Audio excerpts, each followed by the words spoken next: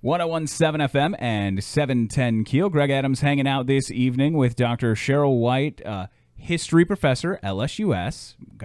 That's right. Clarified that before we started. That's right. Because we are talking about a project that you have. Yes.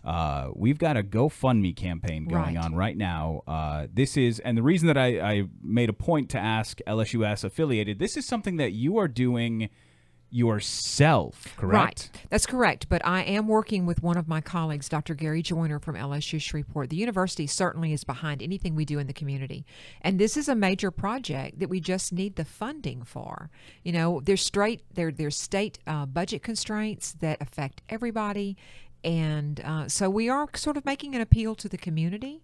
But I think when they hear about the project, they're going to be interested and want to help. Right. Yeah, and we'll talk about the goal that you have because it's very obtainable. Right. We can talk about that after we talk about the project itself because this sounds incredible. Yes. We're going all the way back to the beginning of Shreveport, like the very start. Actually, before Shreveport was even Shreveport. Okay, well, why don't we start right there? Sure. Who exactly are we looking at? Okay. So the man's name is William Bennett, and he was probably one of the earliest people to come to the area. He's listed in the charter as one of the original founders of the Shreve Town Company, which was the for-profit entity that actually came in and set up a trading center on the river in the 1830s. And we know that he was involved in trade across the river. He had a trading post on the Shreveport side, ran a ferry service across the river to what is today the Bossier side. Of course, Bossier City did not exist either. But he died in 1837 of yellow fever, and Shreveport wasn't even incorporated until 1839. So he died 2 years before there was even a Shreveport. We know that his widow, Mary Bennett, married Bennett's trading partner on the Bossier side of the river, James Kane. She married him, Mary Bennett Kane, therefore, and ended up with a trading post on both sides of the river. She's the one who donated a massive piece of property to the city in 1842 for what is today Oakland Cemetery. It's the city's first cemetery. All right, so we know where she's buried.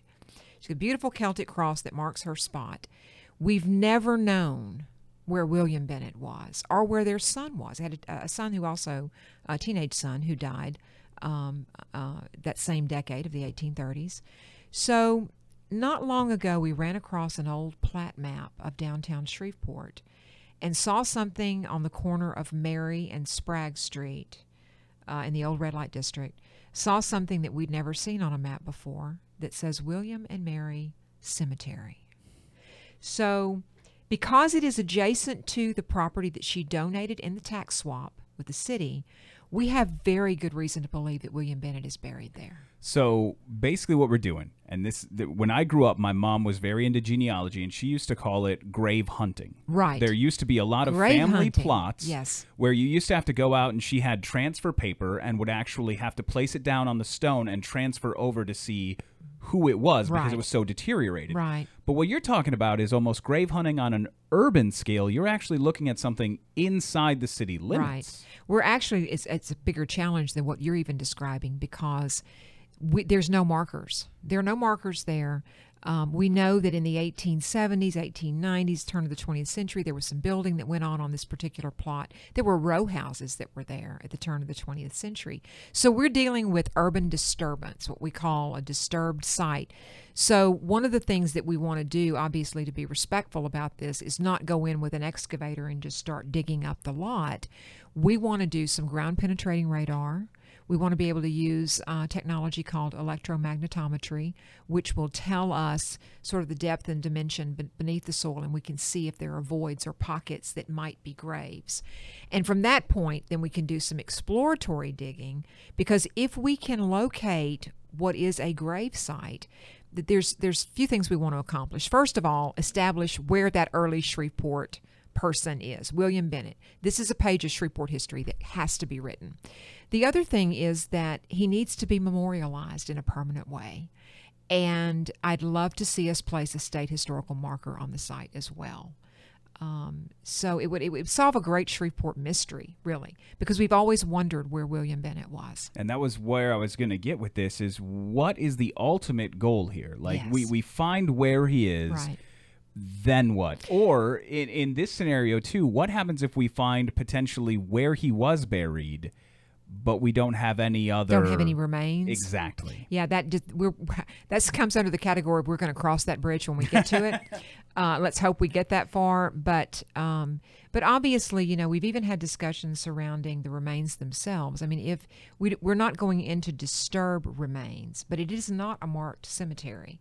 So if we locate them, then obviously we would treat them with the greatest respect possible.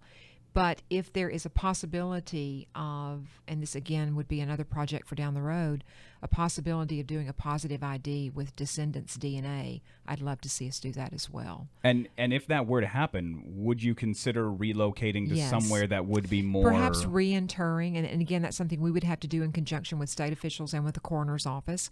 We can't remove any human remains without doing that, but I feel like we could go through the appropriate channels and do something that would be a lasting memorial to probably, as I said, one of the most significant people in Shreveport history. Absolutely. We're talking to Dr. Cheryl White from LSUS about solving one of the greatest mysteries in Shreveport history. But as you describe what it's going to take, we're talking Right. about ground-penetrating Right. radar. We're talking about exploratory digs. Right. That all costs money. It does. It so does you have cost money. a GoFundMe campaign that's set up right now online. Right. And honestly, from the GoFundMes I've seen, this is a relatively modest goal Yes. that you have set up. Yes. We're trying to raise $10,000, and that is to cover initially the $6,300 that it's going to take just to do the ground penetrating radar and have that interpreted by the state archaeologist.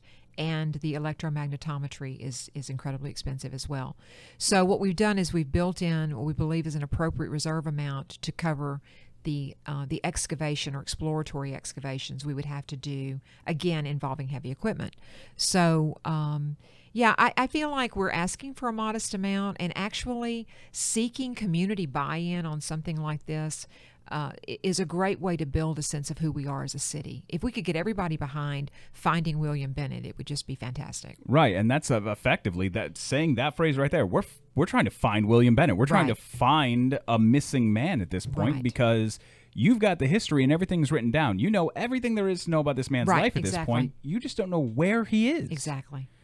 This is an incredible, like, we were, just before we started talking, we were talking about murder mystery and that kind of fun Right. idea. This is like a real life one, though, where CSI Shreveport. yeah, there are people who are actually watching shows like Right. this on TV every night, and this Yes. is their opportunity to actually get involved in something of that magnitude. Right, exactly. And any amount will help. Any amount will help. So, Yeah. And the GoFundMe campaign can be found just by going to GoFundMe and searching for William and Mary Cemetery Exploration. Do you have That's it it. linked anywhere? It is linked through a Facebook page. We have a William and Mary Cemetery Exploration Facebook page that we want people to go like because they can follow our progress. Once we actually begin the work out there, which I hope will be in the next few weeks, once we actually begin into the early summer, we're going to post updates every day of what we're doing and what we found. And So it really is like we're all involved in this mystery. is. This is is. incredible It work. is. Thank you very much Thank for you. the effort, and thank you very much for coming in and talking to us about it. Thank you, Greg. I appreciate it.